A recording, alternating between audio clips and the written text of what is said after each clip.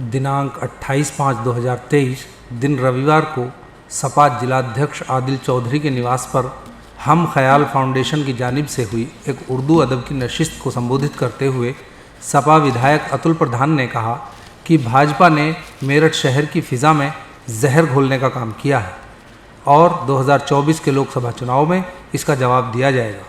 सभी लोगों से हिंदू मुस्लिम भाईचारा कायम करने और सभी से मिलजुल कर रहने की अपील की। आइए देखते हैं सपा विधायक अतुल प्रधान ने अपनी पत्नी सीमा प्रधान की हार के बारे में क्या कहा।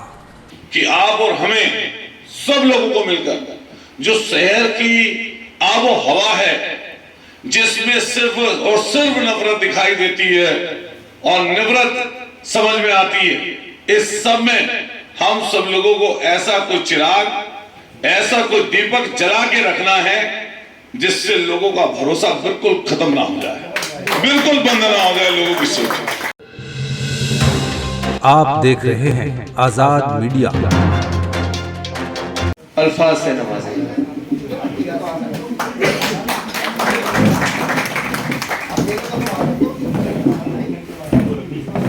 बाधा में जाते नहीं बोलूंगा क्योंकि जाते नहीं मैं आ जाएंगे अब 2-3 बार जब आऊंगा। ये अदब की जबान है उर्दू, और जब हम लोग इसको सुनते हैं चाहे वो कहीं पर भी बोली जाए तो एक खुशनुमा एहसास होता है। कहीं ना कहीं मन में अपनी सोच में एक ऐसी बात रहती है, आती है जिससे प्यार नजदीकियां इसने बढ़ता है। मैं हमारी यूनिवर्सिटी के आदरणीय प्रोफेसर साहब बैठे हैं, HOD उर्दू विभाग के, बहुत सिंसियर, बहुत जो है अमन पसंद, एक दूसरे को सम्मान देने वाले ऐसे हमारे सर हैं। मैं इनको धन्यवाद दूंगा और मैं भी आपकी महफिल में आया करूंगा, आज शामिल हुआ हूँ आदिल भाई की बदौलत। आया करेंगे तो नहीं, धन्यवाद, मैं आऊंगा। और जब इन्होंने जिक्र किया आज, हालांकि पहले भी जिक्र किया था एक बार कि इस तरीके से संडे के दिन प्रोग्राम रहता है, तो मेरा मन था कि मैं जरूर जाऊं, उसमें शामिल हूं। और आज इत्तफाकन जहां हमको दूर जाना था लेकिन किसी बंदिश की वजह से या जो आंदोलन था हमारा उसकी वजह से हम लोग सुबह से ही, बल्कि रात से ही हाउस अरेस्ट थे। और अभी सीधा मैं कचहरी से जमानत लेके यहीं तक आ रहा हूँ। मैं जितने आप सब बड़े और सम्मान के योग्य लोग हैं, मैं उनका सबका सम्मान करता हूँ, सबसे स्नेह करता हूँ। अभी जो गुलावटी के हमारे शायर थे, उन्होंने जो इस समय मौका चल रहा है उसके ऊपर जो मसले और जो शेर व शायरी की है, जो सच्चाई बयां की है, वो काबिल तारीफ है। देखिए, जहां पर कोई ना हो उदाहरण एकता के, तरक्की के और मौके की नजाकत के जरूर पढ़े, जिससे कम से कम लोगों को ये लगे कि हम इसी दुनिया में और इसी जगह के रहने वाले हैं। मैं 3-4 मिनट में अपनी बात बोल के समाप्त करूंगा, क्योंकि मौजो जो इस समय जो स्थान है, इस समय जगह है, ये वो अलग तरह की है और बहुत सारे मुद्दे, बहुत सारे मसले रहते हैं, वो अलग अलग जगहों पर ठीक लगते हैं, यहाँ पर ठीक नहीं लगेंगे वो। लेकिन चूंकि शहर का मैं भी रहने वाला हूँ, बेशक लोग गुलावटी से आसपास से आए हों, लेकिन लगभग शहर के मौजूद लोग यहाँ पर बैठे हैं। ऐसे लोग बैठे हैं जो बहुत सालों से सारी चीजें देखते आए हैं, जिन्होंने अपनी नजरों से बनता, बिगड़ता, सुधरता सब चीज आपके सामने रही है। मैं भी जब अभी 3 दिन पहले जो शपथ हो रही थी मेयर की, मुझसे एक पत्रकार साथी ने पूछा कि आप इस पर क्या कहना चाहेंगे। मैंने कहा, सियासत का ये ऐसा दौर है जिसमें ये देखने के लिए हमें मिलता है अगर लिख सको तो लिख दो कि ये सियासत के ऐसे दौर में जहां पर शुरुआत ही ताकतवर लोगों के द्वारा, जिनके पास जनता को बहकाकर या झूठ बोलकर फरेब से ताकत मिली हो, जिनकी शुरुआत ही इस तरह से हो, सोचो 5 साल तक कैसी चीजें बनेंगी। और कई बार जब हम कोई काम करते हैं तो आवेश में आकर, परेशानी और दिक्कत भूलकर, भावनाओं में आकर कई बार स्टेप लेते हैं, कदम बढ़ाते हैं। लेकिन वो भावनाओं में जो चीजें कई बार बनती हैं, वो जरूरी नहीं कि आने वाले समय पर वो बेहतर हो। आने वाले समय के लिए वो बेहतर हमने बनाई है। मैं विधायक तो सरदे से हूं, लेकिन 40 साल से मैं भी मेरठ में हूं, जब से पैदाइश मेरी है। मैं बेशक कई मोहल्लों में नजदीक से नहीं घूमा था पहले, क्योंकि सियासत के ऐसे बवंडर में मैं रहा हूं कि जहां पर फंस गया, उससे निकलने के लिए मुझे 12-14 साल लगे। वो सदना जो जगह है, उस जगह में जो मेहनत मशक्कत हुई, तो मैं अगल बगल की कई चीजों को भूला, और भूलने के बाद में उस बवंडर से, उस ऐसी जगह से जिसमें से राजनीतिक व्यक्ति कई बार अपने घर बैठ जाता है ये सोचकर कि मुझे सफलता नहीं मिलेगी, मैंने उसमें से निकलकर आगे बढ़ा। लेकिन अभी आपके और अपने शहर में मुझे जो घूमने का मौका मिला, उसमें मैं ईमानदारी से बात बताना चाहता हूं। जैसी स्थिति इस समय मेरे शरीर के सीधे हाथ की तरफ है, गली मोहल्ले, सड़कें, स्कूल, कॉलेज, तालीम के कोई दायरे नहीं।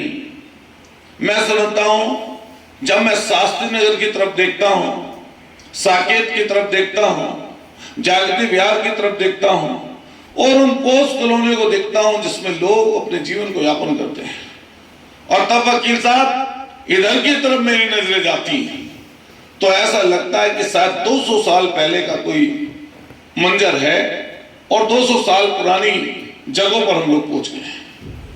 लेकिन ये जो पुराना का पूरी की पूरी चीज इस समय घटी है शहर में, इससे सबसे ज्यादा नुकसान अगर किसी चीज का हुआ है तो इंसानियत का हुआ है। और वो इसलिए ये बात बोल रहा हूं मैं कि जिस चीज को अतुल प्रधान बनने के लिए निकला था, बनाने के लिए निकला था, तो कई बार हम लोग सियासत में अपने विपक्षी के लिए कई बात बोलते हैं। वो इसलिए बोलते हैं कि हमारे उससे विचार नहीं मिलते, और कई बार इसलिए बोलते हैं कि हम फायदा उठा लें। सब लोग बोलते हैं।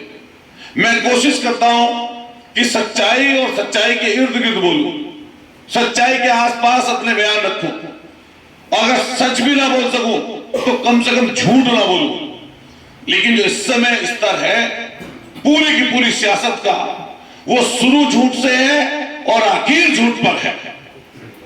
पूरा का पूरा यही किस्सा है। आज जब हम आपके सामने खड़े हैं तो देश को सम्मान, देश का मान, जो हमारे खिलाड़ी, जो हमारे सैनिक, जो हमारे प्रतिष्ठा जिनकी लोगों की है, वो दिलाते हैं। आज 2 लोगों ने टीवी पर सीन देखे हैं। एक सीन उस लोकतंत्र को, जो एक ताकतवर अपने आप को लोग कहते हैं, उस ताकत का मुजाहरा हो रहा था सुबह वहां पर सदन में कि हम हैं और बाकी कुछ नहीं। और दूसरी तरफ जिन लोगों ने मान सम्मान देश का बढ़ाया है देश दुनिया में, उनको आंदोलन की जगह को उजाड़ा जा रहा था। अब आप अंतर देखिए, इस बड़े अंतर के बीच अगर हम सब समझदार लोग, यहां पर ऐसे लोग बैठे हैं जो एक से, अभी प्रोफेसर साहब चले गए हमारे मेरिट कॉलेज वाले, 1 से ज्यादा लोगों को प्रभावित कर सकते हैं, जो बोल सकते हैं, कह सकते हैं। लेकिन जैसे ही आपके इस चौराहे से हम आगे की तरफ बढ़ते हैं तो मैं देखता हूं ना तालीम है, ना चलो रोड, सड़क, पानी, बिजली, सुविधाएं, या और स्वास्थ्य की, चिकित्सा की बात, वो तो खैर उनके लिए दूर की कोड़ी नजर आती है। बैंक तक नहीं है भाई। ऐसी स्थिति है और उसके बावजूद भी बैंक भी नहीं जी बैंक के कोई सुविधा, तो ऐसी स्थिति के बावजूद भी अगर हम फेल हुए हैं तो हमें और आप सब लोगों को सोचना और समझना चाहिए कि ऐसी स्थिति के बाद भी ऐसी स्थिति क्यों आई।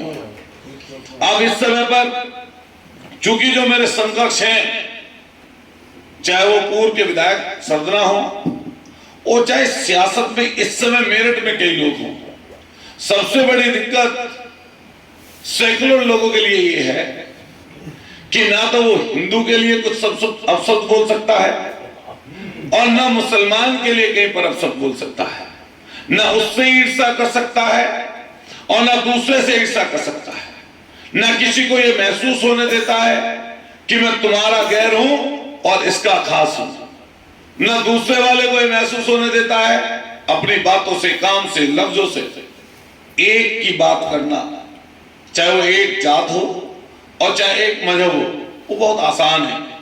सबकी बात करना ये थोड़ा कठिन है और हम जो जिस नगर पर हैं वो उस वाली ऐसे दौर की उस कठिन नगर पर हैं जो हमारे सामने है। लेकिन आपको ईमानदारी से बताऊं, मैं इस किसी बात से ना विचलित होता हूं, न किसी दिन परेशान रहता हूं। सुबह जैसे उठता हूं, शाम तक उसी तरह से काम करता हूं जैसे सालों पहले करता था, आज भी वही है। और मैं आपको ईमानदारी से बात बता के जा रहा हूं, मेरी किसी एक बात में आपको आने वाले समय पर भी ये कभी महसूस नहीं होगा। और मैं आप सब लोगों से बस ये आशा लेकर यहां पर बोल रहा हूं कि आप और हमें सब लोगों को मिलकर जो शहर की आबो हवा है, जिसमें सिर्फ और सिर्फ नफरत दिखाई देती है और नफरत समझ में आती है, इस सब में हम सब लोगों को ऐसा कोई चिराग, ऐसा कोई दीपक जला के रखना है जिससे लोगों का भरोसा बिल्कुल खत्म ना हो जाए, बिल्कुल बंद ना हो जाए लोगों की सोच। इस मुशायरे में शामिल दीगर शोरा हजरात को सुनने के लिए हमारा चैनल सब्सक्राइब करें।